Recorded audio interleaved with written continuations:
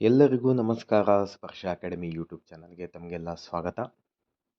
Group B specific paper 2 key ಆನ್ಸರ್ಸ್ಗೆ ಹೋಗೋದಕ್ಕಿಂತ ಮುಂಚೆ ಸ್ಪರ್ಶ ಅಕಾಡೆಮಿ ವತಿಯಿಂದ group B notes plus group B specific paper 2ಗೆ ಬೇಕಾಗಿರುವಂತಹ ವಿಡಿಯೋಸ್ನ ನಮ್ಮ ಯೂಟ್ಯೂಬ್ ಚಾನಲಲ್ಲಿ ಮಾಡಿದ್ವಿ.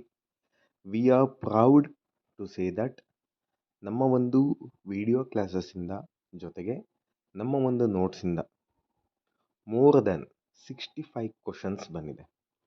So we are so proud. ನಮ್ಮ ಒಂದು ವಿಡಿಯೋಸ್ ಲಿಂಕ್ ಡಿಸ್ಕ್ರಿಪ್ಷನ್ ಬಾಕ್ಸಲ್ಲಿ ಕೊಟ್ಟಿರ್ತೀವಿ.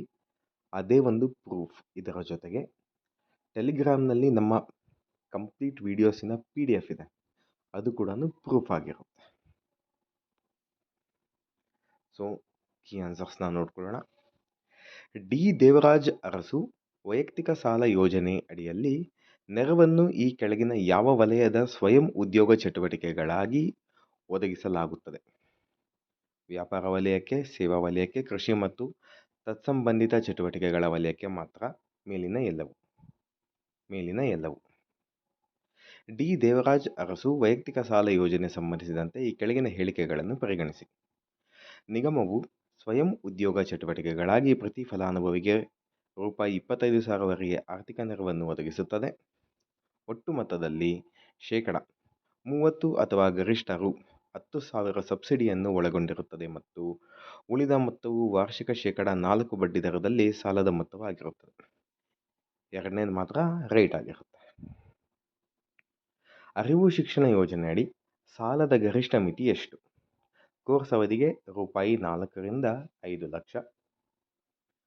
ಸ್ವಾತಂತ್ರ್ಯ ಅಮೃತ ಮಹೋತ್ಸವದ ಮುನ್ನಡೆ ಯೋಜನೆ ಕುರಿತು ಕೆಳಗಿನ ಹೇಳಿಕೆಗಳನ್ನು ಪರಿಗಣಿಸಿ. ಸರ್ಕಾರಿ ಮತ್ತು ಖಾಸಗಿ ಸಂಸ್ಥೆಗಳಲ್ಲಿ ಅಲ್ಪಾವಧಿ ಕೋರ್ಸ್ಗಳ ಮೂಲಕ ಕೌಶಲ್ಯ ಅಭಿವೃದ್ಧಿ ತರಬೇತಿಯನ್ನು ನೀಡಲು ಪ್ರಾರಂಭಿಸಲಾಗಿದೆ. ಪ್ರವರ್ಗ 1ಕ್ಕೆ ಸೇರಿದ ಅಭ್ಯರ್ಥಿಗಳಿಗೆ ಯಾವುದೇ ಆದಾಯ ಮಿತಿ ಇಲ್ಲ. ಎರಡನೇದು ಮಾತ್ರ ಸರಿಯಾಗಿದೆ. ಓಕೆ. ಕೇಂದ್ರ ಕೌಶಲ್ಯಾಭಿವೃದ್ಧಿ ಮತ್ತು ಉದ್ಯಮಶೀಲತೆ ಮತ್ತು ಶಿಕ್ಷಣ ಸಚಿವರು ಭಾರತದ ಮೊದಲ ಕೌಶಲ್ಯ ಭಾರತ ಅಂತಾರಾಷ್ಟ್ರೀಯ ಕೇಂದ್ರ ಸ್ಕಿಲ್ ಇಂಡಿಯಾ ಇಂಟರ್ನ್ಯಾಷನಲ್ ಸೆಂಟರ್ವನ್ನು ಎಲ್ಲಿ ಉದ್ಘಾಟಿಸಿದರು? ಭುವನೇಶ್ವರ್.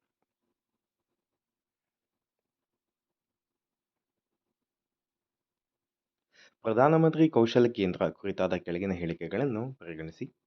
PMKK ಗುಣಮಟ್ಟದ ಕೌಶಲ್ಯ ಅಭಿವೃದ್ಧಿ ತರಬೇತಿಯನ್ನು ನೀಡಲು ಅತ್ಯಾಧುನಿಕ ಮೂಲಸೌಕರ್ಯಗಳ ಸೃಜನೆಯ ಪ್ರಯತ್ನವಾಗಿದೆ. PMKK ಮೂಲಭೂತವಾಗಿ 10ನೇ ತರಗತಿ ಮತ್ತು 12ನೇ ತರಗತಿ ನಂತರ ಶಾಲೆಯಿಂದ ಹೊರಗುಳಿದ ವಿದ್ಯಾರ್ಥಿಗಳನ್ನು ಗುರಿಯಾಗಿಸಿಕೊಂಡಿದೆ. ಯಾವುದು ತಪ್ಪಾಗಿದೆ ಅಂತ ಕೇಳಿದರೆ ಇಲ್ಲಿ ಎರಡನೇದು ಮಾತ್ರ ತಪ್ಪಾಗಿದೆ. ಓಕೆ. ರಾಷ್ಟ್ರೀಯ ಅಪ್ರೆಂಟಿಸ್ಶಿಪ್ ಪ್ರಮೋಷನ್ ಸ್ಕೀಮ್ ಕುರಿತು ಈ ಕೆಳಗಿನ ಹೇಳಿಕೆಗಳನ್ನು ಪರಿಗಣಿಸಿ. ರಾಷ್ಟ್ರೀಯ ಅಪ್ರೆಂಟಿಸ್ ಪ್ರಮೋಷನ್ ಯೋಜನೆಯನ್ನು ಆಗಸ್ಟ್ 2020ರಲ್ಲಿ ಪ್ರಾರಂಭಿಸಲಾಯಿತು. ಉದ್ಯೋಗದಲ್ಲಿ ಅನುಭವದ ತರಬೇತಿಯನ್ನು ಉತ್ತೇಜಿಸುವ ಮೂಲಕ ಉದ್ಯಮಕ್ಕಾಗಿ ಕೌಶಲ್ಯಪೂರ್ಣ ಮಾನವ ಶಕ್ತಿಯನ್ನು ಅಭಿವೃದ್ಧಿಪಡಿಸುವುದು ನ್ಯಾಬ್ಸ್ನ ಉದ್ದೇಶಗಳಲ್ಲೊಂದಾಗಿದೆ.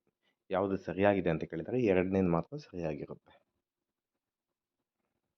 ಪ್ರಧಾನಮಂತ್ರಿ ದಕ್ಷತಾ और ಕುಶಲತಾ ಸಂಪನ್ ಹಿತಗ್ರಾಹಿ ಕುರಿತು ಈ ಕೆಳಗಿನ ಹೇಳಿಕೆಗಳನ್ನು ಪರಿಗಣಿಸಿ. PM ದಕ್ಷ ಬಗ್ಗೆ ಕೇಳಿದರೆ ಸಾಮಾಜಿಕ ನ್ಯಾಯ ಮತ್ತು ಸಬಲೀಕರಣ ಇಲಾಖೆಯಿಂದ ಯೋಜನೆಯನ್ನು ಪ್ರಾರಂಭಿಸಲಾಗಿದೆ.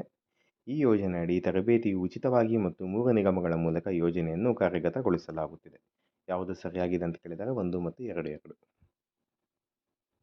ಕೇಂದ್ರ ಸರ್ಕಾರದ ಸಾಮಾಜಿಕ ನ್ಯಾಯ ಮತ್ತು ಸಬಲೀಕರಣ ಇಲಾಖೆ ಯಾವ ಯೋಜನೆ ಅಡಿಯಲ್ಲಿ ಕರ್ನಾಟಕಕ್ಕೆ ಹಾಸ್ಟೆಲ್ಗಳನ್ನು ಮಂಜೂರು ಮಾಡಿದೆ?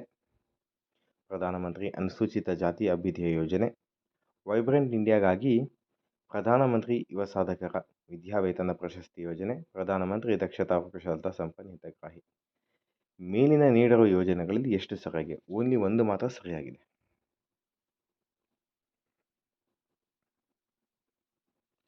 ಇತರ ಹಿಂದುಳಿದ ವರ್ಗ ಮತ್ತು ಇತರರಿಗಾಗಿ ವೈಬ್ರೆಂಟ್ ಇಂಡಿಯಾ PM ಯುವ ಸಾಧಕರ ವಿದ್ಯಾವೇತನ ಪ್ರಶಸ್ತಿ ಯೋಜನೆ ಸಂಬಂಧಿಸಿದಂತೆ ಈ ಕೆಳಗಿನ ಹೇಳಿಕೆಗಳನ್ನು ಪರಿಗಣಿಸಿ.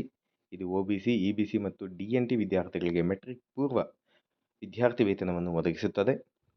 ಇದು OBC ಹುಡುಗರು ಮತ್ತು ಹುಡುಗಿಯರಿಗಾಗಿ ಹಾಸ್ಟೆಲ್ಗಳನ್ನು ನಿರ್ಮಿಸುತ್ತದೆ. ಇದು OBC, EBC ಮತ್ತು DNT ವಿದ್ಯಾರ್ಥಿಗಳಿಗೆ ಮೆಟ್ರಿಕ್ ನಂತರದ ವಿದ್ಯಾರ್ಥಿ ವೇತನವನ್ನು ಒದಗಿಸುತ್ತದೆ. ಯಾವುದು ತಪ್ಪಾಗಿದೆ ಅಂತ ಕೇಳಿದ್ದಾರೆ. ಮೇಲಿನ ಯಾವುದು ಅಲ್ಲ. ಕೆಳಗಿನ ಮಾನದಂಡಗಳು ಯಾವ ಯೋಜನೆಗೆ ಸಂಬಂಧಿಸಿವೆ? ಭಾರತ ಪ್ರಜೆ ಹಾಗೂ ಕರ್ನಾಟಕದ ಕಾಯಂ ನಿವಾಸಿಯಾಗಿರಬೇಕು. ಅರ್ಜಿದಾರರ ಜಾತಿ ರಾಜ್ಯ ಹಿಂದುಳಿದ ವರ್ಗಗಳ ಪಟ್ಟಿಗೆ ಸೇರಿರಬೇಕು.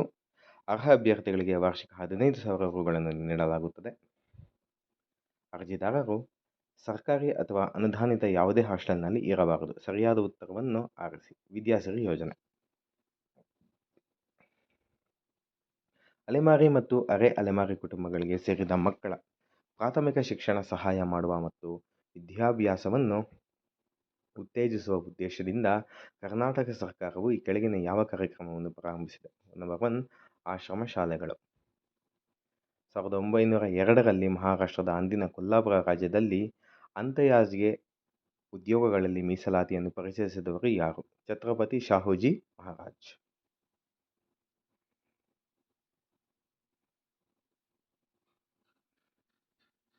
ಹೇಳಿಕೆ ನೋಡ್ಕೊಳ್ಳಿ. ಭಾರತ ಸರ್ಕಾರದ ಅಧಿನಿಯಮ 1935 SC, ST ಮತ್ತು ಇತರ ಹಿಂದುಳಿದ ಜಾತಿಗಳಿಗೆ ಮೀಸಲಾತಿಗಾಗಿ ವಿಶೇಷ ಉಪಬಂಧಗಳನ್ನು ಒಳಗೊಂಡಿರುವ ಸ್ವತಂತ್ರ ಪೂರ್ವದ ಅವಧಿಯಲ್ಲಿ ಪರಿಚಯಿಸಲಾದ ಮೊದಲ ಶಾಸನವಾಗಿದೆ. 1935ರಲ್ಲಿ ಪರಿಚಯಿಸಲಾದ ಮೀಸಲಾತಿಗಳ ಬಗ್ಗೆ ಈ ಕೆಳಗಿನವುಗಳಲ್ಲಿ ಯಾವುದು ನಿಜ? SC, ST ಮತ್ತು ಇತರ ಹಿಂದುಳಿದ ಜಾತಿಗಳನ್ನು ಓಲೈಸುವುದು ಮೀಸಲಾತಿಯ ಹಿಂದಿನ ಉದ್ದೇಶವಾಗಿತ್ತು.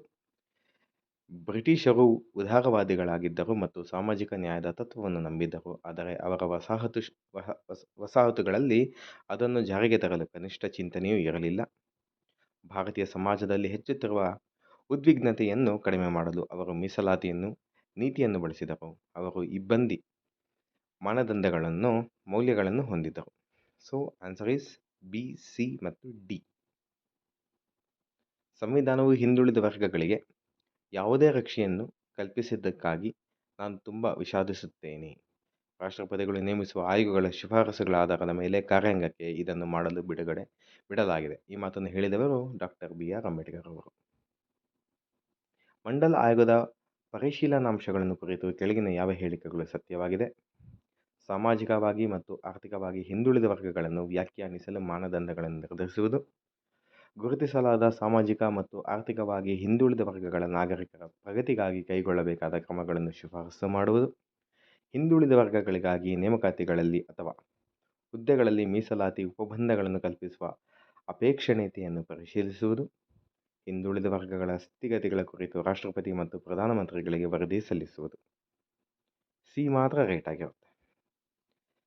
ರಾಷ್ಟ್ರ ಮಟ್ಟದಲ್ಲಿ ಹಿಂದುಳಿದ ವರ್ಗಗಳ ಕೆನೆಪತ್ರಕ್ಕೆ ಸಂಬಂಧಿಸಿದ ಆದೇಶಗಳನ್ನು ಯಾರು ಹೊರಡಿಸುತ್ತಾರೆ? ಸಿಬ್ಬಂದಿ ಮತ್ತು ತರಬೇತಿ ಇಲಾಖೆ.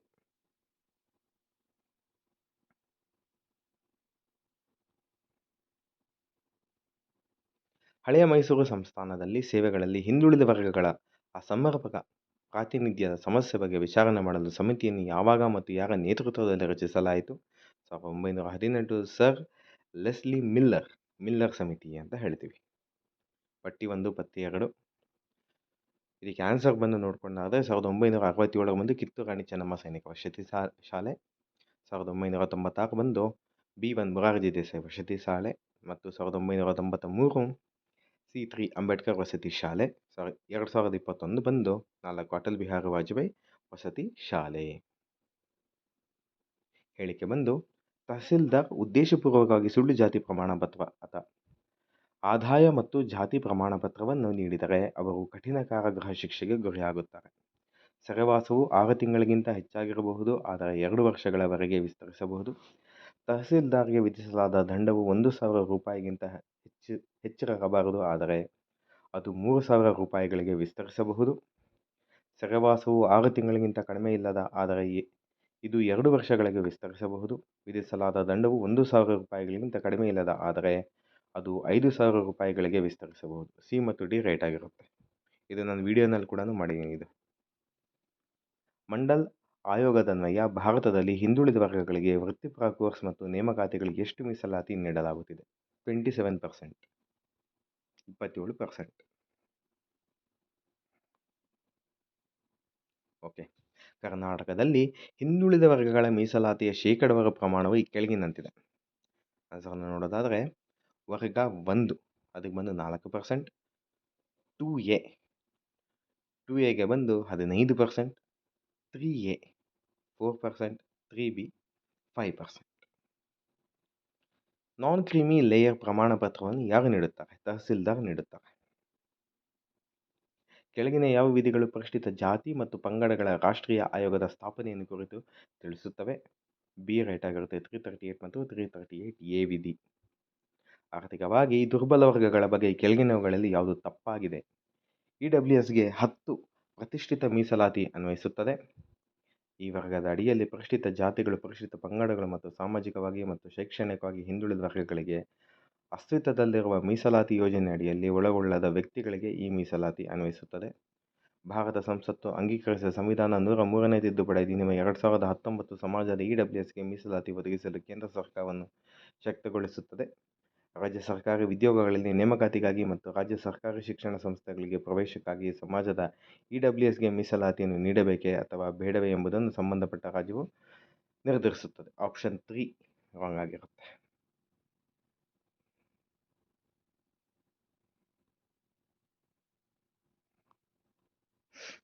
ಓಕೆ, ಮತ್ತು EWSಗೆ ಕರ್ನಾಟಕದಲ್ಲಿ 2023ರಲ್ಲಿ ವಿಧಾನಸಭಾ ಚುನಾವಣೆಯ ಮೊದಲು ಸರ್ಕಾರವು EWS ಶಿಕ್ಷಣ ಮತ್ತು ಉದ್ಯೋಗದಲ್ಲಿ 10% ಮೀಸಲಾತಿಯನ್ನು ನೀಡಲು ಅಧಿಸೂಚನೆಯನ್ನು ಹೊರಡಿಸಿತು.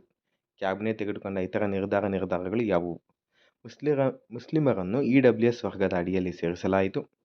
ಕರ್ನಾಟಕದಲ್ಲಿ EWS ಮೀಸಲಾತಿಯಿಂದ ಲಾಭ ಪಡೆಯಲು ಬ್ರಾಹ್ಮಣರು, ಆರ್ಯವೈಶ್ಯರು, ಮುದಿಲಿಯಾರ್ಗಳು, ಜೈನರು ಮತ್ತು ನಗರತ್ ಈ 5 ಸಮುದಾಯಗಳನ್ನು ಗುರುತಿಸಲಾಗಿದೆ.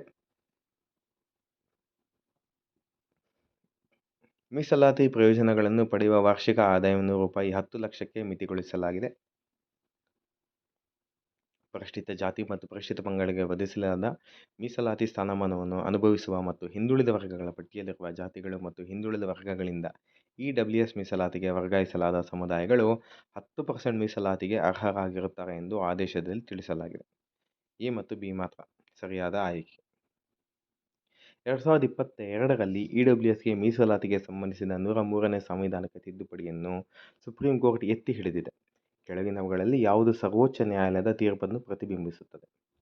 ಸರ್ವೋಚ್ಚ ನ್ಯಾಯಾಲಯವು 3:2 ರೇಷಿಯೋ ಬಹುಮತದ ಮೂಲಕ ಯಾವುದೇ ಸಮುದಾಯದ ಆಧಾರಿತ ಮೀಸಲಾತಿ ವ್ಯಾಪ್ತಿಗೆ ಬಾರದ ಗುಂಪುಗಳಿಗೆ, ಶಿಕ್ಷಣ ಮತ್ತು ಉದ್ಯೋಗದಲ್ಲಿ ಆರ್ಥಿಕ ದುರ್ಬಲ ವರ್ಗಗಳಿಗೆ 10% ವರೆಗೂ ಮೀಸಲಾತಿ ಒದಗಿಸುವ ಸಂವಿಧಾನದ 103ನೇ ಕಾಯ್ದೆ 2019ರ ಸಿಂಧುತ್ವವನ್ನು ಎತ್ತಿ ಹಿಡಿದಿದೆ. 5 ನ್ಯಾಯಾಧೀಶರ ಪೀಠದಲ್ಲಿ ನ್ಯಾಯಮೂರ್ತಿಗಳಾದ ದಿನೇಶ್ ಮಹೇಶ್ವರಿ, ಬೇಲಾ ತ್ರಿವೇದಿ ಮತ್ತು JB ಪತಿರ್ವಾಲಾ ಬಹುಮತವನ್ನು ಒಳಗೊಂಡ 3 ನ್ಯಾಯಾಧೀಶರು ಸವಾಲಿನ ಮೂಲಭೂತ ರಚನೆಯನ್ನು ಒಪ್ಪಿದ್ದಾರೆ. ಸಕಾರಾತ್ಮಕ ಕ್ರಮದ ಸಾಧನವಾಗಿ ಮೀಸಲಾತಿಯ ಮೂಲಕ ಆರ್ಥಿಕ ದುರ್ಬಲತೆಯನ್ನು ಪರಿಹರಿಸುವುದರಲ್ಲಿ ಯಾವುದೇ ತಪ್ಪಿಲ್ಲ ಎಂದು ಅವರು ಅಭಿಪ್ರಾಯಪಟ್ಟರು. ಮೀಸಲಾತಿಯು ಸಾಮಾಜಿಕವಾಗಿ ಹಿಂದುಳಿದ ಮತ್ತು ಹಿಂದುಳಿದ ವರ್ಗಗಳಿಗೆ ಮಾತ್ರವಲ್ಲ, ಯಾವುದೇ ಅವಕಾಶ ವಂಚಿತ ವರ್ಗವನ್ನು ಸಹ ಒಳಗೊಳ್ಳುತ್ತದೆ. A, C ಮತ್ತು D ರೈಟ್ ಆಗಿರುತ್ತೆ.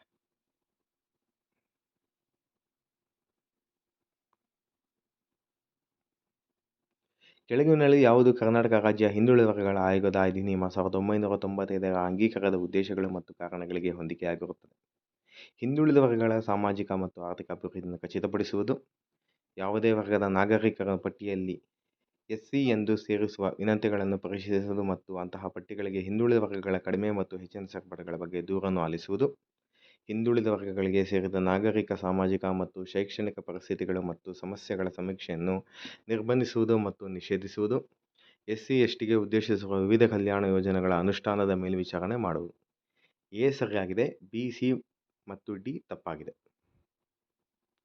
ಕರ್ನಾಟಕ ರಾಜ್ಯ ಹಿಂದುಳಿದ ವರ್ಗಗಳ ಆಯೋಗ ಅಧಿನಿಯಮ 1995ರ ಅಡಿಯಲ್ಲಿ ಆಯೋಗದ ಅಧಿಕಾರಗಳ ಬಗ್ಗೆ ಈ ಕೆಳಗಿನಲ್ಲಿ ಯಾವುದು ಸರಿಯಾಗಿದೆ? ಫಸ್ಟ್ ಒಂದು ಸರಿಯಾಗಿದೆ, ಅದನ್ನು ಮಾತ್ರ ಓದ್ತೀನಿ. ಆಯೋಗವು ಪ್ರಕರಣ 9ರ ಉಪಪ್ರಕರಣ 1ರ ಅಡಿಯಲ್ಲಿ ತನ್ನ ಕಾರ್ಯಗಳನ್ನು ನಿರ್ವಹಿಸುವಾಗ ದಾವೆಯನ್ನು ಅಧಿವಿಚಾರಣೆ ಮಾಡುವ ಸಿವಿಲ್ ನ್ಯಾಯಾಲಯದ ಎಲ್ಲ ಅಧಿಕಾರಗಳನ್ನು ಹೊಂದಿರುತ್ತದೆ. ಸೊ ಇವೆಲ್ಲ ವಿಡಿಯೋಸ್ನಲ್ಲಿ ಕವರ್ ಮಾಡಿದ್ದೀನಿ ರೀ. ಕೆಳಗಡೆ ಲಿಂಕಲ್ಲಿ ಕೊಟ್ಟಿರ್ತೀನಿ ಡಿಸ್ಕ್ರಿಪ್ಷನ್ ಬಾಕ್ಸಲ್ಲಿ ಒಂದ್ಸರಿ ನೋಡಿ.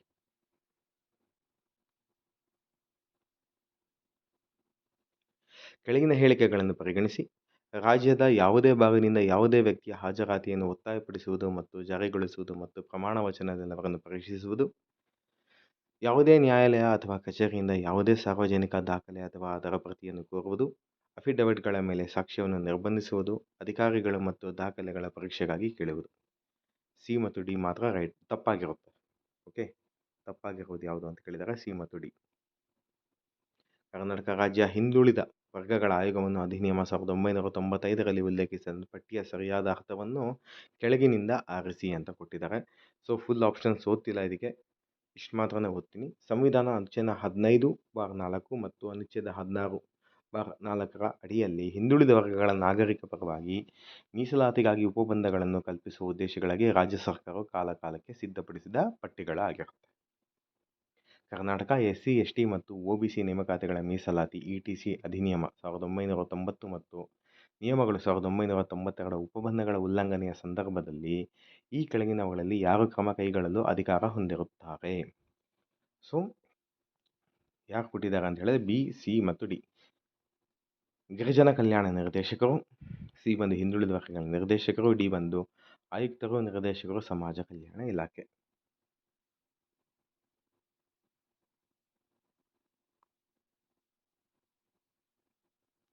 ಕರ್ನಾಟಕ SC ST ಮತ್ತು OBC ಅಧಿನಿಯಮ 1990 ಮತ್ತು ನಿಯಮಗಳು 1992 ಕುರಿತು ಈ ಕೆಳಗಿನಲ್ಲಿ ಯಾವುದು ಸರಿಯಾಗಿದೆ? C ಮತ್ತು D ರೈಟ್ ಆಗಿರುತ್ತೆ.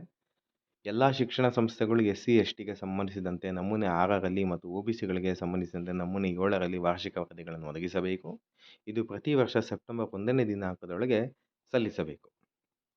ಕರ್ನಾಟಕ SC ST ಮತ್ತು OBC ನೇಮಕಾತಿಗಳ ಮೀಸಲಾತಿ ಅಧಿನಿಯಮ 1990 ಮತ್ತು ನಿಯಮಗಳು 92 ಯಾವ ನಿಯಮದ ಪ್ರಕಾರ ಸುಳ್ಳು ಜಾತಿ ಪ್ರಮಾಣ ಪತ್ರ ಆಧಾರದ ಮೇಲೆ ಪಡೆದ ಹಣಕಾಸು ಪ್ರಯೋಜನಗಳನ್ನು ವಸೂಲಿ ಮಾಡಲಾಗಿದೆ? ನಿಯಮ 7B. ಕರ್ನಾಟಕ SC ST ಮತ್ತು OBC ಅಧಿನಿಯಮ 1990 ಇಷ್ಟು ಮಾತ್ರ ನೋಡ್ಕೊಳ್ಳೋಣ. ತಹಸೀಲ್ದಾರ ಈ ಕೆಳಗಿನ ಯಾವ ಅಧಿಕಾರಗಳನ್ನು ಕಾರ್ಯಗಳನ್ನು ಸರಿಯಾಗಿದೆ ಅಂತ ಕೇಳಿದ್ದಾರೆ? B ಮತ್ತು C ರೈಟ್ ಆಗಿರುತ್ತೆ. ಮಾಹಿತಿಯು ನಿಖರತೆ ಬಗ್ಗೆ ಅವರಿಗೆ ಮನವರಿಕೆಯಾಗಿದ್ದರೆ ಅವರು ವಿಚಾರಣೆಯ ದಿನಾಂಕವನ್ನು ನಿಗದಿಪಡಿಸಲು ಅರ್ಜಿದಾರರನ್ನು ಕೇಳುತ್ತಾರೆ ಮತ್ತು ನಿಗದಿಪಡಿಸಿದ ದಿನಾಂಕದಂದು ಹಾಜರಾಗಲು ಅವರು ಅಧೀನ ಅಧಿಕಾರಿಗಳಿಗೆ ಸೂಚನೆ ನೀಡುತ್ತಾರೆ. ವಿಚಾರಣೆಯ ಸಮಯದಲ್ಲಿ ಅವರು ಶಾಲೆಯ ದಾಖಲೆಗಳನ್ನು, ಜನನ ನೋಂದಣಿ ಪ್ರಮಾಣ ಪತ್ರವನ್ನು ಪರಿಶೀಲಿಸಬೇಕು. B ಮತ್ತು C ಎರಡು ರೈಟ್. ಸರಿಯಾದ ಉತ್ತರವನ್ನು ಆರಿಸಿ. ಕೆನೆಪದರ ಪರಿಕಲ್ಪನೆಯನ್ನು ಹೈಕೋರ್ಟ್ ತೀರ್ಪಿನ ಮೂಲಕ ಪರಿಚಯಿಸಲಾಯಿತು. ಇದನ್ನು ಇಂದಿರಾ ಸಾಹ್ನಿ ತೀರ್ಪಿನಲ್ಲಿ ನೀಡಲಾಯಿತು. 8 ನ್ಯಾಯಾಧೀಶರ ಪೀಠವು ಇದನ್ನು ನೀಡಿತು. ಇದನ್ನು ನವೆಂಬರ್ 16, 1952ರಂದು ನೀಡಲಾಯಿತು. B ಮಾತ್ರ ರೈಟ್ ಆಗಿರುತ್ತೆ.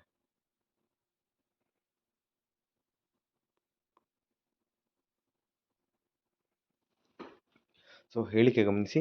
ಕೆನೆಪದರ ಗುರುತಿಸುವಿಕೆಯು ಒಂದು ಜಟಿಲ ಸಮಸ್ಯೆಯಾಗಿದೆ. ಮೀಸಲಾತಿಯಿಂದ ಹೊರಗಿಡುವುದನ್ನು ಅನ್ವಯಿಸಲು ಹಿಂದುಳಿದ ವರ್ಗದ ಶ್ರೀಮಂತ ಅಥವಾ ಮುಂದುವರೆದಿರುವ ವರ್ಗ ಯಾವುದೇ ಎಂಬುದರಲ್ಲಿ ಇಲ್ಲಿ ಮೂಲಭೂತ ಪ್ರಶ್ನೆಯಾಗಿದೆ. ನ್ಯಾಯಮೂರ್ತಿ ಜೀವನ್ ರೆಡ್ಡಿ ಇಂದಿರಾ ಸಾಹ್ನಿ ತೀರ್ಪಿನಲ್ಲಿ ಹಿಂದುಳಿದ ವರ್ಗಗಳಲ್ಲಿ ಅರ್ಹರು ಮತ್ತು ಕೆನೆಪದರ ನಡುವೆ ಹೇಗೆ ಮತ್ತು ಎಲ್ಲಿ ಗೆರೆ ಎಳೆಯಬೇಕು ಎಂದು ಆಶ್ಚರ್ಯ ವ್ಯಕ್ತಪಡಿಸುತ್ತಾರೆ. ಕೆನೆಪದರ ಕುರಿತು ನ್ಯಾಯಮೂರ್ತಿ ಜೀವನ್ ರೆಡ್ಡಿಯವರ ವಾದಗಳ ಕುರಿತಾಗಿ ಕೆಳಕಂಡ ಯಾವುದು ತಪ್ಪಾಗಿದೆ ಅಂತ ಕೇಳಿದ್ದಾರೆ? ಸೊ ಸಾಮಾಜಿಕ ಮುಂದುವರಿಕೆಗಿಂತ ಆರ್ಥಿಕ ಮುಂದುವರಿಕೆಯು ಉನ್ನತವಾಗಿದ್ದು ಹೊರತು ಹೊರಡುವಿಕೆಯ ಆಧಾರವು ಕೇವಲ ಆರ್ಥಿಕವಾಗಿರಬಹುದು. ನ್ಯಾಯಮೂರ್ತಿ ರೆಡ್ಡಿ ಅವರು ಕೆನೆಪದರವನ್ನು ಕೇವಲ ಆರ್ಥಿಕ ಆಧಾರದ ಮೇಲೆ ಗುರುತಿಸುವುದು ಅಪಾಯಗಳನ್ನು ಎತ್ತಿ ತೋರಿಸಿದರು, ಯಾವುದೂ ಅಲ್ಲ. ಹೇಳಿಕೆ ನೋಡ್ಕೊಳ್ಳಿ. ಆಗಸ್ಟ್ 24, 21ರಂದು ನ್ಯಾಯಮೂರ್ತಿ ಎಲ್ ನಾಗೇಶ್ವರ ರಾವ್ ನೇತೃತ್ವದ ಸರ್ವೋಚ್ಚ ನ್ಯಾಯಾಲಯದ ವಿಭಾಗೀಯ ಪೀಠವು ಹಿಂದುಳಿದ ವರ್ಗಗಳಿಗೆ ಕೆನೆಪದರವನ್ನು ಗುರುತಿಸಲು ಆರ್ಥಿಕ ಮಾನದಂಡವು ಏಕೈಕ ಆಧಾರವಿಲ್ಲದಲ್ಲಿ ಸಾಮಾಜಿಕ ಪ್ರಗತಿ, ಶಿಕ್ಷಣ, ಉದ್ಯೋಗದಂತಹ ಇತರ ಅಂಶಗಳು ಕೂಡ ಮುಖ್ಯವೆಂದು ಅಭಿಪ್ರಾಯಪಟ್ಟಿದ್ದಾರೆ. ಮೇಲಿನ ಸಂದರ್ಭದಲ್ಲಿ ತಪ್ಪಾದ ಉತ್ತರವನ್ನು ಆಯ್ಕೆ ಮಾಡಿ ಅಂತ ಕೇಳಿದ್ದಾರೆ. ಇದರಲ್ಲಿ ಮೇಲಿನ ಯಾವುದು? ಎರಡೂ ಅಲ್ಲ. ಓಕೆ, ಎರಡು ರೈಟ್ ಆಗಿರುತ್ತೆ. ಓಕೆ, ಸಂಸತ್ತಿನಲ್ಲಿ ಮಂಡಲ್ ಆಯೋಗದ ಶಿಫಾರಸುಗಳನ್ನು ಮಂಡಿಸಿದ ಪ್ರಧಾನಿ ಯಾರು? ಸೊ ವಿ ಪಿ ಸಿಂಗ್ ಅದು ವಿಶ್ವನಾಥ್ ಪ್ರತಾಪ್ ಸಿಂಗ್. ಯಾವ ವರ್ಷದಲ್ಲಿ ಹಿಂದುಳಿದ ವರ್ಗಗಳು ಮತ್ತು ಅಲ್ಪಸಂಖ್ಯಾತರ ಇಲಾಖೆಯನ್ನು ರಚಿಸಲಾಯಿತು ಮತ್ತು ಯಾವ ವರ್ಷದಲ್ಲಿ ಅಲ್ಪಸಂಖ್ಯಾತರ ಕಲ್ಯಾಣ ಇಲಾಖೆಗಾಗಿ ಪ್ರತ್ಯೇಕ ನಿರ್ದೇಶನಾಲಯವನ್ನು ರಚಿಸಲಾಯಿತು? 1977, 1999, 2000. ಹಿಂದುಳಿದ ವರ್ಗಗಳಿಂದ ಅಲ್ಪಸಂಖ್ಯಾತರ ಇಲಾಖೆ ಬೇರ್ಪಡೆಗೊಳ್ಳುತ್ತೆ. ಓಕೆ, ಭಾರತ ಸಂವಿಧಾನ ವಿಧಿ 2244(1) ರಂತೆ ಭಾರತ ಒಂದು ಪ್ರದೇಶವನ್ನು ಪರಿಶಿಷ್ಟ ಪ್ರದೇಶವೆಂದು ಘೋಷಿಸುವ ಹಕ್ಕು ಯಾರಿಗಿದೆ? ಭಾರತದ ರಾಷ್ಟ್ರಪತಿ.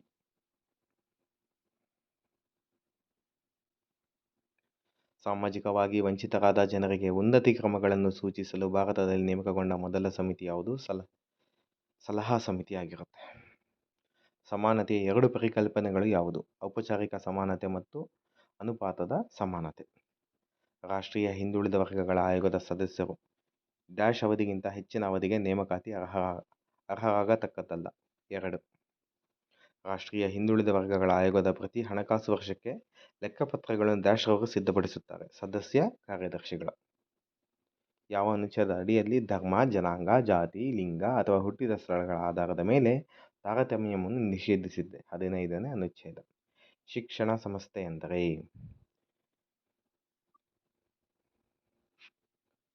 ವಿಶ್ವವಿದ್ಯಾಲಯದ ಕಾಲೇಜು ಸೇರಿದಂತೆ ರಾಜ್ಯವು ನಿರ್ವಹಿಸುವ ಅಥವಾ ರಾಜ್ಯ ನಿಧಿಯಿಂದ ನೆರವು ಸ್ವೀಕರಿಸುವ ಅಥವಾ ಕಾನೂನಿನಡಿ ಸ್ಥಾಪಿತವಾದ ಯಾವುದೇ ವಿಶ್ವವಿದ್ಯಾಲಯಕ್ಕೆ ಸಂಯೋಜಿತವಾದ ಯಾವುದೇ ಕಾಲೇಜು ಅಥವಾ ಇತರ ಶಿಕ್ಷಣ ಸಂಸ್ಥೆಗಳು, ಸರ್ಕಾರದಿಂದ ಮಾನ್ಯತೆ ಪಡೆದ ಅಥವಾ ಅನುಮೋದಿತವಾದ ಯಾವುದೇ ಸಂಸ್ಥೆ ಅಥವಾ ತರಬೇತಿ ಕೇಂದ್ರ.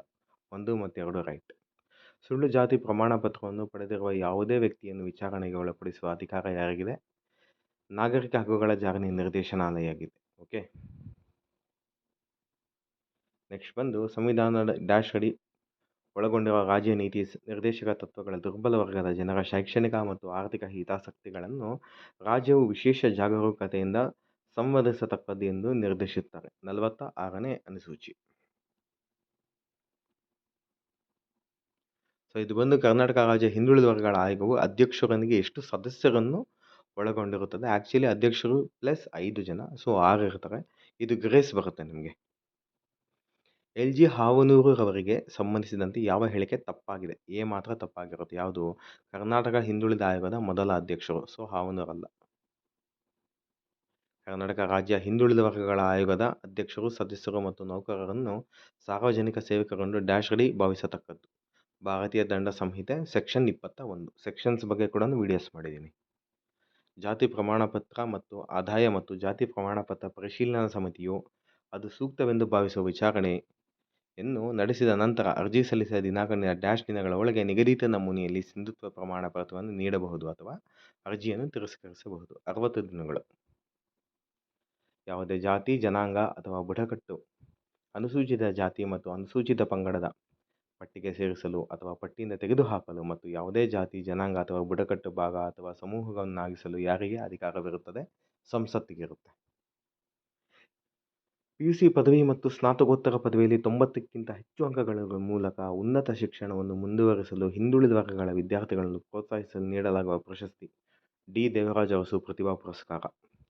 ಸ್ವಯಂ ಉದ್ಯೋಗ ಕೈಗೊಳ್ಳಲು ಬ್ಯಾಂಕ್ ಮೂಲಕ ಸಾಲ ಯೋಜನೆ ಹಿಂದುಳಿದ ವರ್ಗಗಳ ಇಲಾಖೆಯಡಿಯಲ್ಲಿ ಯಾವ ನಿಗಮದೊಂದಿಗೆ ಅನುಷ್ಠಾನಗೊಳಿಸಲಾಗಿದೆ?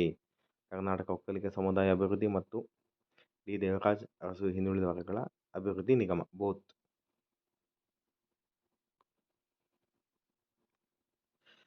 ಜೀವಜಲ ಗಂಗಾ ಕಲ್ಯಾಣ ಯೋಜನೆ ಕೆಳಗಿನ ಯಾವ ನಿಗಮದಿಂದ ಅನುಷ್ಠಾನಗೊಳಿಸಲಾಗುತ್ತದೆ? ಕರ್ನಾಟಕ ವೀರಶೈವ ಲಿಂಗಾಯತ ಅಭಿವೃದ್ಧಿ ನಿಗಮ. ಅರಿವು ಯೋಜನೆ ಸಾಲ ಪಡೆಯಲು ಅಭ್ಯರ್ಥಿ ಮತ್ತು ಕುಟುಂಬದ ವಾರ್ಷಿಕ ಆದಾಯ ಮಿತಿ ಎಷ್ಟಿರಬೇಕು? ರೂಪಾಯಿ 3.50 ಲಕ್ಷದ ಮಿತಿಯೊಳಗೆ ಇರಬೇಕು. ಪರಿಶಿಷ್ಟ ಜಾತಿ ಪಂಗಡಗಳ ಮೇಲಿನ ದೌರ್ಜನ್ಯ ತಡೆ ಕಾಯ್ದೆಗೆ ಸಂಬಂಧಿಸಿದಂತೆ ಯಾವ ಹೇಳಿಕೆಗಳು ಸರಿಯಾಗಿವೆ? ಅನುಸೂಚಿತ ಜಾತಿ ಪಂಗಡದವರು ಅವರ ಮನೆ ಅಥವಾ ಜಮೀನಿಂದ ಹೊರಹಾಕುವಂತಿಲ್ಲ. ನೆಕ್ಸ್ಟ್ ಬಂದು ದಿನಸಿ ಮಾರಲು ನಿರಾಕರಿಸುವಂತಿಲ್ಲ. ನೆಕ್ಸ್ಟ್ ಬಂದು ಅಪರಾಧಿಗಳಿಗೆ 6 ತಿಂಗಳ 5 ವರ್ಷಗಳ ಜೈಲು ಶಿಕ್ಷೆ. ನೆಕ್ಸ್ಟ್ ಬಂದು ಪಂಗಡದವರಿಗೆ ಸಾರ್ವಜನಿಕ ಸ್ಥಳಗಳಿಗೆ ಪ್ರವೇಶ ನಿರಾಕರಿಸುವಂತಿಲ್ಲ. ಮೇಲೆ ಎಲ್ಲ ರೈಟ್ ಆಗಿರುತ್ತೆ. ಫ್ರೀ ಶಿಪ್ ಕಾರಣ ಎಂದರೆ ಬೋಧನಾ ಶುಲ್ಕ ಮತ್ತು ಹಾಸ್ಟೆಲ್ ಶುಲ್ಕವನ್ನು ಪೂರ್ವ ಪಾವತಿ ಮಾಡದೆಯೇ ವಿದ್ಯಾವೇತನಕ್ಕೆ ಅರ್ಹರಾಗಿರುವ ವಿದ್ಯಾರ್ಥಿಗೆ ಸಂಸ್ಥೆಗಳಲ್ಲಿ ಪ್ರವೇಶ ಪಡೆಯಲು ರಾಜ್ಯ ಸರ್ಕಾರದಿಂದ ನೀಡಲಾದ ಕಾರಣ. ಹಿಂದುಳಿದ ವರ್ಗಗಳ ವಿದ್ಯಾರ್ಥಿಗಳಿಗೆ ವಿದ್ಯಾವೇತನ ವ್ಯಾಪ್ತಿ 2 ರೈಟ್ ಆಗಿರುತ್ತೆ. ಭಾರತದಲ್ಲಿ ಕೈಗೊಳ್ಳುವ ಅಧ್ಯಯನಗಳಿಗೆ ಮಾತ್ರ ಲಭ್ಯವಿರುತ್ತದೆ ಮತ್ತು ಅರ್ಜಿದಾರರಿಗೆ ಸಂಬಂಧಿಸಿದಂತೆ ರಾಜ್ಯ ಕೇಂದ್ರಾಡಳಿತ ಪ್ರದೇಶ ಸರ್ಕಾರದಿಂದ ನೀಡಲಾಗುತ್ತದೆ. ನೆಕ್ಸ್ಟ್ ಬಂದು ಪೋಸ್ಟ್ ಮೆಟ್ರಿಕ್ಯುಲೇಷನ್ ಅಥವಾ ಪೋಸ್ಟ್ ಸೆಕೆಂಡರಿಯಲ್ಲಿ ಓದುತ್ತಿರುವ OBC, EBC ಮತ್ತು DNT ವಿದ್ಯಾರ್ಥಿಗಳಿಗೆ ಹಣಕಾಸಿನ ನೆರವು ಹಾಗೂ ಅವರ ಶಿಕ್ಷಣವನ್ನು ಪೂರ್ಣಗೊಳಿಸಲು ಅನುವು ಮಾಡಿಕೊಡುವುದು.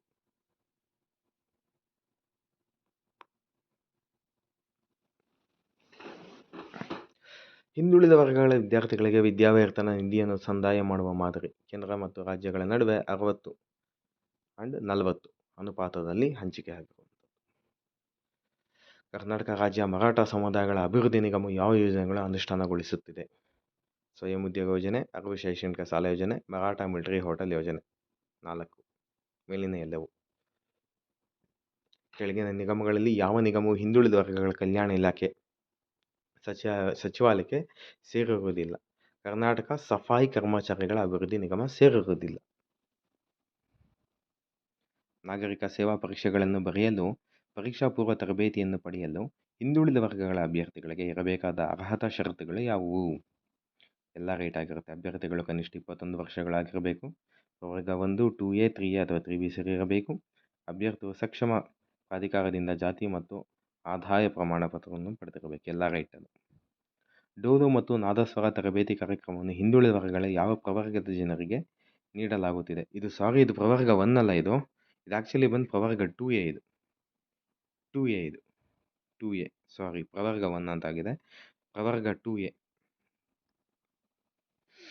ಮೆಟ್ರಿಕ್ ಪೂರ್ವ ಹಾಸ್ಟೆಲ್ಗಳಲ್ಲಿ ಹಿಂದುಳಿದ ವರ್ಗಗಳ ವಿದ್ಯಾರ್ಥಿಗಳಿಗೆ ಯಾವ ಸೌಲಭ್ಯವನ್ನು ನೀಡಲಾಗುತ್ತಿದೆ? ಪ್ರತಿ ವಿದ್ಯಾರ್ಥಿಗಳಿಗೆ ₹1650 ವೆಚ್ಚದಲ್ಲಿ 10 ತಿಂಗಳ ಅವಧಿಗೆ ಆಹಾರ ಪೂರೈಕೆ, ಉಚಿತ ವಸತಿ. 1 ಮತ್ತು 2 ರೈಟ್. ಹಿಂದುಳಿದ ವರ್ಗದ ವಿದ್ಯಾರ್ಥಿಗಳಾಗಿ ಹೆಚ್ಚಿನ ಸಂಖ್ಯೆಯ ಮೆಟ್ರಿಕ್ ಪೂರ್ವ ಹಾಸ್ಟೆಲ್ಗಳನ್ನು ಹೊಂದಿರುವ ಜಿಲ್ಲೆ ಯಾವುದು? ಬೆಳಗಾವಿ. ರೈಟ್.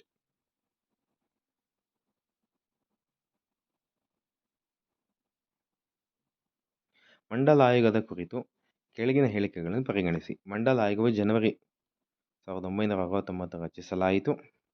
ಸಂವಿಧಾನ 340ನೇ ಅನುಚ್ಛೇದವು ಸಾಮಾಜಿಕವಾಗಿ, ಶೈಕ್ಷಣಿಕವಾಗಿ ಹಿಂದುಳಿದ ವರ್ಗಗಳ ಪರಿಸ್ಥಿತಿಗಳು ಮತ್ತು ಅವರು ಎದುರಿಸುತ್ತಿರುವ ತೊಂದರೆಗಳನ್ನು ತನಿಖೆ ಮಾಡಲು ಮತ್ತು ಸೂಕ್ತ ಶಿಫಾರಸುಗಳನ್ನು ಮಾಡಲು ಆಯೋಗವನ್ನು ನೇಮಿಸಲು ಉಪಬಂಧ ಕಲ್ಪಿಸುತ್ತದೆ. ಎರಡನೇದು ಮಾತ್ರ. ಕರ್ನಾಟಕದಲ್ಲಿ 399 ಹಿಂದುಳಿದ ಜಾತಿಗಳು ಮೀಸಲಾತಿಗೆ ಅರ್ಹವೆಂದು ಯಾವ ಆಯೋಗ ಶಿಫಾರಸು ಮಾಡಿತು? ಹಾವನೂರು ಆಯೋಗ. ನಾರಿ ಶಕ್ತಿ ವಂದನ್ ಅಧಿನಿಯಮ 2023 ಕುರಿತಾಗಿ ಕೆಳಗಿನ ಹೇಳಿಕೆಗಳನ್ನು ಪರಿಗಣಿಸಿ. ಸಂವಿಧಾನದ 322A ಅನುಚ್ಛೇದವು ಮಹಿಳೆಯರಿಗೆ ಲೋಕಸಭೆಯಲ್ಲಿ ಸ್ಥಾನಗಳ ಮೀಸಲಾತಿಯನ್ನು ಒದಗಿಸುತ್ತದೆ.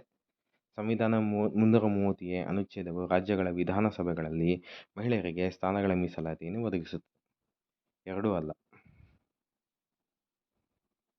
ರಾಷ್ಟ್ರೀಯ ಹಿಂದುಳಿದ ವರ್ಗಗಳ ಆಯೋಗದ ಪ್ರಸ್ತುತ ಅಧ್ಯಕ್ಷರು ಯಾರು ಅಂತ ಹೇಳಿದ್ರೆ ಶ್ರೀ ಹಂಸರಾಜ್ ಗಂಗಾರಾಮ್ ಅಹಿರ್.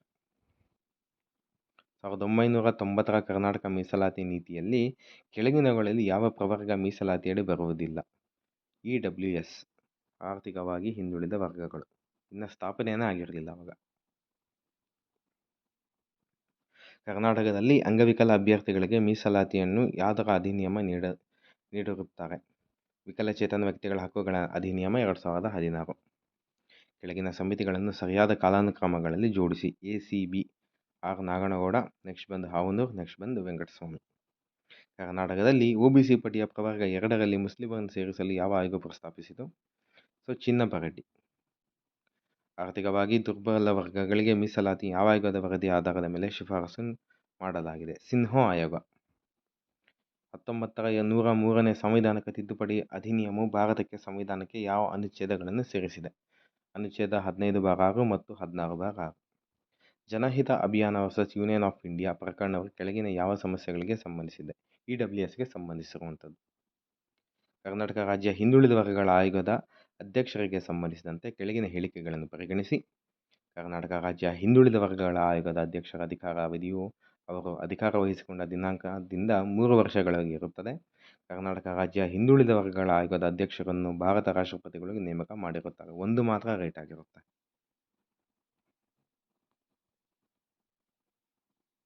ಕರ್ನಾಟಕ ರಾಜ್ಯ ಹಿಂದುಳಿದ ವರ್ಗಗಳ ಆಯೋಗದ ಅಧಿನಿಯಮ 1995 ಯಾವ ಪ್ರಕರಣದ ಅಡಿಯಲ್ಲಿ ಆಯೋಗದ ಕಾರ್ಯಗಳನ್ನು ವಿವರಿಸಲಾಗಿದೆ? ಪ್ರಕರಣ 9.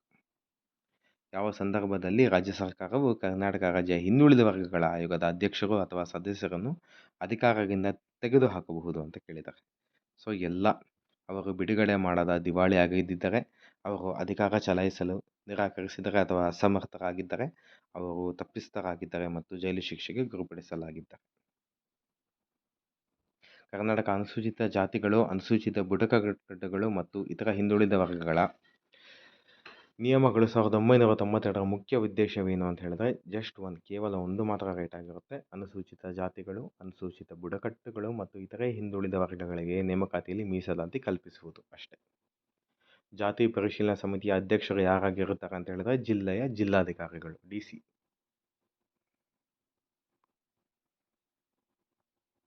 ಕರ್ನಾಟಕ ಅನುಸೂಚಿತ ಜಾತಿಗಳು, ಅನುಸೂಚಿತ ಬುಡಕಟ್ಟುಗಳು, ಇತರ ಹಿಂದುಳಿದ ವರ್ಗಗಳು ನಿಯಮಗಳು 1992ರ ಪ್ರಕಾರ ಹಿಂದುಳಿದ ವರ್ಗಗಳ ಪ್ರವರ್ಗ 1ಕ್ಕೆ ಸೇರಿದ ವ್ಯಕ್ತಿಗೆ ಜಾತಿ ಮತ್ತು ಆದಾಯ ಪರಿಶೀಲನಾ ಸಮಿತಿಯ ನೀಡಿದ ಪ್ರಮಾಣ ಪತ್ರದ ಮಾನ್ಯತೆ ಅವಧಿ ಎಷ್ಟು? ಜೀವಿತಾವಧಿ. ಸಿಬ್ಬಂದಿ ಮತ್ತು ತರಬೇತಿ ಇಲಾಖೆ ಪ್ರಕಾರ ಕೆನೆ ಪದರದ ಆದಾಯ ಮಿತಿಯನ್ನು ಎಷ್ಟು ವರ್ಷಗಳಿಗೊಮ್ಮೆ ಪರಿಷ್ಕರಿಸಬಹುದಾಗಿದೆ? ಪ್ರತಿ 3 ವರ್ಷಕ್ಕೆ. ಕೆಳಗಿನ ಹೇಳಿಕೆಗಳನ್ನು ಪರಿಗಣಿಸಿ. 97% ಮೀಸಲಾತಿ ಉದ್ಯೋಗಗಳು ಮತ್ತು ಸೀಟುಗಳು 25% OBC ಉಪಜಾತಿಗಳಿಗೆ ಹೋಗಿವೆ ಎಂದು ರೋಹಿಣಿ ಆಯೋಗಕ್ಕೆ ಕಂಡುಬಂದಿದೆ. ಒಂದು ಮಾತ್ರ ರೈಟ್ ಆಗಿರುತ್ತೆ. ಇಂದಿರಾ ಸಾಹ್ನಿ ತೀರ್ಪಿನ ನಂತರ ಕೆನೆ ಪದರವನ್ನು ನಿರ್ಧರಿಸಲು ಮಾನದಂಡವನ್ನು ನಿಗದಿಪಡಿಸುವ ಜವಾಬ್ದಾರಿಯುತ ತಜ್ಞರ ಸಮಿತಿ ಅಧ್ಯಕ್ಷರು ಯಾರಾಗಿದ್ದರು?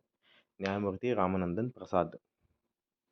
ಕರ್ನಾಟಕ ಹಿಂದುಳಿದ ವರ್ಗಗಳ ಅಭಿವೃದ್ಧಿ ನಿಗಮ 1977ರಂದು ಸ್ಥಾಪಿಸಲಾಯಿತು ಹಾಗೂ ಇದನ್ನು ಯಾವ ವರ್ಷದಲ್ಲಿ ಡಿ. ದೇವರಾಜ ಅರಸು ಹಿಂದುಳಿದ ವರ್ಗಗಳ ಅಭಿವೃದ್ಧಿ ನಿಗಮ ಎಂದು ಮರುನಾಮಕರಣ ಮಾಡಲಾಯಿತು?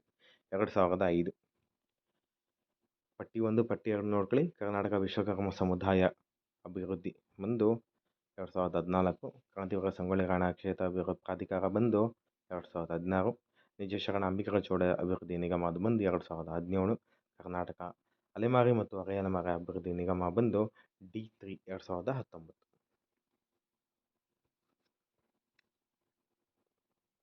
ಮೆಟ್ರಿಕ್ ಪೂರ್ವ ವಿದ್ಯಾರ್ಥಿ ವೇತನಕ್ಕೆ ಸಂಬಂಧಿಸಿದಂತೆ ಕೆಳಗಿನ ಹೇಳಿಕೆಗಳನ್ನು ಪರಿಗಣಿಸಿ.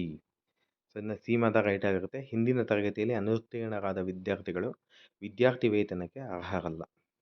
ಹಿಂದುಳಿದ ವರ್ಗಗಳ ಕಲ್ಯಾಣ ಇಲಾಖೆಯಿಂದ ಮೆಟ್ರಿಕ್ ನಂತರ ಎಷ್ಟು ಹಾಸ್ಟೆಲ್ಗಳನ್ನು ನಡೆಸಲಾಗುತ್ತಿದೆ? 1280. ವಿದೇಶ ವಿದ್ಯಾವಿಕಾಸಕ್ಕೆ ಸಂಬಂಧಿಸಿದಂತೆ ಕೆಳಗಿನ ಹೇಳಿಕೆಗಳನ್ನು ಪರಿಗಣಿಸಿ. 2 ರೈಟ್ ಆಗಿರುತ್ತೆ. ವೀರಶೈವ ಲಿಂಗಾಯತ ಸಮುದಾಯಕ್ಕೆ ವಿದ್ಯಾರ್ಥಿಗಳಿಗೆ ವಿದೇಶದಲ್ಲಿ ಉನ್ನತ ಶಿಕ್ಷಣಕ್ಕಾಗಿ ಶಿಕ್ಷಣ ಸಾಲ ಸೌಲಭ್ಯವನ್ನು ಒದಗಿಸಲಾಗುವುದು. ಫಲಾನುಭವಿಯ ಕೋರ್ಸ್ ಮುಗಿದ 1 ವರ್ಷದ ನಂತರ 3 ವರ್ಷ ಅಥವಾ 36 ತಿಂಗಳುಗಳಲ್ಲಿ ಉದ್ಯೋಗವನ್ನು ಪಡೆದುಕೊಂಡು 6 ತಿಂಗಳ ನಂತರ ಸಾಲವನ್ನು ಮರುಪಾವತಿಸಬೇಕು. 2 ರೈಟ್. ಅದು ವೀರಶೈವ ಲಿಂಗಾಯತ ಸಮುದಾಯ ವಿದ್ಯಾರ್ಥಿಗಳಿಗೆ ಶಿಕ್ಷಣ ಸಾಲ ಸೌಲಭ್ಯವನ್ನು ಒದಗಿಸುವ ಯೋಜನೆ ಹೆಸರೇನು? ಬಸವ ಬೆಳಗು. 1992ರಲ್ಲಿ ಸರ್ವೋಚ್ಚ ನ್ಯಾಯಾಲಯ ಮೀಸಲಾತಿ ಪ್ರಮಾಣ ಎಷ್ಟು ಮೀರಿರಬಾರದು ತೀರ್ಪು ನೀಡಿದೆ? 50%. ಓಕೆ. ಅರಿವು ಶಿಕ್ಷಣ ಸಾಲ ಯೋಜನೆ ಕುರಿತಾದ ಕೆಳಗಿನ ಹೇಳಿಕೆಗಳನ್ನು ಪರಿಗಣಿಸಿ. ಯಾವುದು ತಪ್ಪಾಗಿದೆ ಅಂತ ಕೇಳಿರೋದು. ನಿಗಮ ವೈದ್ಯಕೀಯ, ದಂತವೈದ್ಯಕೀಯ, ಇಂಜಿನಿಯರಿಂಗ್ ಮತ್ತು ಇತರೆ 28 ವೃತ್ತಿಪರ ಕೋರ್ಸ್ಗಳಲ್ಲಿ ಅಧ್ಯಯನ ಮಾಡುತ್ತಿರುವ ವಿದ್ಯಾರ್ಥಿಗಳಿಗೆ ಶೈಕ್ಷಣಿಕ ಸಾಲವನ್ನು ಒದಗಿಸುತ್ತದೆ. ವಾರ್ಷಿಕ ಬಡ್ಡಿ ದರ 2%. 2 ತಪ್ಪಾಗಿದೆ. ಗಂಗಾ ಕಲ್ಯಾಣ ನೀರಾವರಿ ಯೋಜನೆಯಲ್ಲಿನ ಸಮುದಾಯ ನೀರಾವರಿ ಕುರಿತು ಕೆಳಗಿನ ಹೇಳಿಕೆಗಳನ್ನು ಪರಿಗಣಿಸಿ. 8 ರಿಂದ 15 ಎಕರೆ ಜಮೀನು ಹೊಂದಿರುವ ಸಣ್ಣ ಮತ್ತು ಅತಿ ಸಣ್ಣ ಹಿಂದುಳಿದ ವರ್ಗಗಳ ರೈತರ ಗುಂಪಿಗೆ ಸಮುದಾಯ ನೀರಾವರಿ ಸೌಲಭ್ಯಗಳನ್ನು ಒದಗಿಸಲಾಗುವುದು. 10 ಎಕರೆ ಮತ್ತು ಅದಕ್ಕಿಂತ ಹೆಚ್ಚಿನ ಶುಷ್ಕ ಭೂಮಿ ನೀರಾವರಿ ₹4 ಲಕ್ಷ ಮತ್ತು 20 ಎಕರೆ ಮತ್ತು ಅದಕ್ಕಿಂತ ಹೆಚ್ಚಿನ ಭೂಮಿಯ ನೀರಾವರಿಗೆ ₹6 ಲಕ್ಷ ಘಟಕ ವೆಚ್ಚವನ್ನು ನಿಗದಿಪಡಿಸಲಾಗುವುದು. ಒಂದು ಮಾತ್ರ ರೈಟ್ ಆಗಿರುತ್ತೆ. ಡಾಕ್ಟರ್ BR ಅಂಬೇಡ್ಕರ್ ಯೋಜನೆಯ ಸಾಗರೋತ್ತರ ಅಧ್ಯಯನಕ್ಕಾಗಿ ಮಾಡಿದ ಶೈಕ್ಷಣಿಕ ಸಾಲಗಳ ಮೇಲಿನ ಬಡ್ಡಿಯ ಸಹಾಯಧನವನ್ನು ಸಮಾಜದ ಯಾವ ವರ್ಗಗಳಿಗೆ ಒದಗಿಸಲಾಗುತ್ತದೆ? OBC ಮತ್ತು EWS ಬೋತ್. ಯುವ ಸಾಧಕರ ಉನ್ನತ ಶಿಕ್ಷಣಕ್ಕಾಗಿ ಸ್ಕಾಲರ್ಶಿಪ್ಗಳ ಯೋಜನೆ ಶ್ರೇಯಸ್ ಕುರಿತು ಕೆಳಗಿನ ಹೇಳಿಕೆಗಳನ್ನು ಪರಿಗಣಿಸಿ. ಫೆಲೋಶಿಪ್ ನೀಡುವ ಮೂಲಕ SC/ST ವಿದ್ಯಾರ್ಥಿಗಳ ಶೈಕ್ಷಣಿಕ ಸಬಲೀಕರಣವು ಯೋಜನೆಯ ಮುಖ್ಯ ಉದ್ದೇಶವಾಗಿದೆ. ಗುಣಮಟ್ಟ ಉನ್ನತ ಶಿಕ್ಷಣ ಪಡೆಯುವುದಕ್ಕಾಗಿ ಸಾಗರೋತ್ತರ ಅಧ್ಯಯನಕ್ಕಾಗಿ ಶೈಕ್ಷಣಿಕ ಸಾಲದ ಮೇಲೆ ಬಡ್ಡಿ ಸಹಾಯಧನ ನೀಡುವುದು. ಯಾವ್ದು ಸರಿಯಾಗಿದೆ ಅಂದರೆ ಬೋತ್ 1 and 2. Last one. ಕೆಳಗಿನ ಯಾವ ಯೋಜನೆ ಹಿಂದುಳಿದ ವರ್ಗಕ್ಕೆ ಸಂಬಂಧಿಸಿಲ್ಲ? ಸ್ವಾವಲಂಬಿ ಸಾರಥಿ ಯೋಜನೆ, ಹೊಲಿಗೆ ಯಂತ್ರ ವಿತರಣೆ ಯೋಜನೆ, ವಸತಿ ರಹಿತ ಬಡವರಿಗೆ ವಸತಿ ಯೋಜನೆ, ಅವಿವಾಹಿತರಿಗೆ ವಿವಾಹ ಯೋಜನೆ. Option D. ಸೊ ಇಲ್ಲಿಗೆ ಕೀ ಆನ್ಸರ್ಸ್ ಮುಗಿಯುತ್ತೆ. ನಮ್ಮದೇ ಆದ ಟೆಲಿಗ್ರಾಮ್ ಚಾನಲ್ಸ್ ಇದೆ, ಸ್ಪರ್ಶ ಅಕಾಡೆಮಿ ಮತ್ತು ಟಾರ್ಗೆಟ್ KS ಅಂತ. ಈ ಒಂದು ಟೆಲಿಗ್ರಾಮ್ ಚಾನಲ್ಸ್ನಲ್ಲಿ ನಾವು ಮಾಡಿರುವಂತಹ ವೀಡಿಯೋಸ್ ಆಗಿರ್ಬೋದು, ನಾವು ಕೊಟ್ಟಿರುವಂತಹ ನೋಟ್ಸ್ ಆಗಿರ್ಬೋದು, 2ರಲ್ಲಿ 65 ಕ್ವಶನ್ಸ್ ಕಂಪ್ಲೀಟ್ ಇಮೇಜಸ್ ಸಮೇತ ಹಾಕಿದ್ದೀನಿ. ಒಂದ್ಸರಿ ನೋಡಿ, ಓಕೆನಾ. ನಮ್ಮ ಒಂದು ವ್ಯಾಲ್ಯೂಯಬಲ್ ನೋಟ್ಸ್ ಮತ್ತು ವ್ಯಾಲ್ಯೂಯಬಲ್ ವೀಡಿಯೋಸಿಂದ 65+ ಕ್ವಶನ್ಸ್ ಈ ಒಂದು ಕ್ವಶನ್ ಪೇಪರ್ನಲ್ಲಿ ಬಂದಿದೆ. So friends, thank you so much. ಈ ಒಂದು ವಿಡಿಯೋ ನಿಮಗೆ ಇಷ್ಟ ಆಗಿದ್ದಲ್ಲಿ ಲೈಕ್ ಮಾಡಿ, ಕಮೆಂಟ್ ಮಾಡಿ ಮತ್ತು ಶೇರ್ ಮಾಡಿ. ತಮ್ಮೆಲ್ಲರಿಗೂ ಒಳ್ಳೆಯದಾಗಲಿ. God bless. ಜೈ ಹಿಂದ್, ಜೈ ಕರ್ನಾಟಕ ಮಾತೆ. ಧನ್ಯವಾದಗಳು.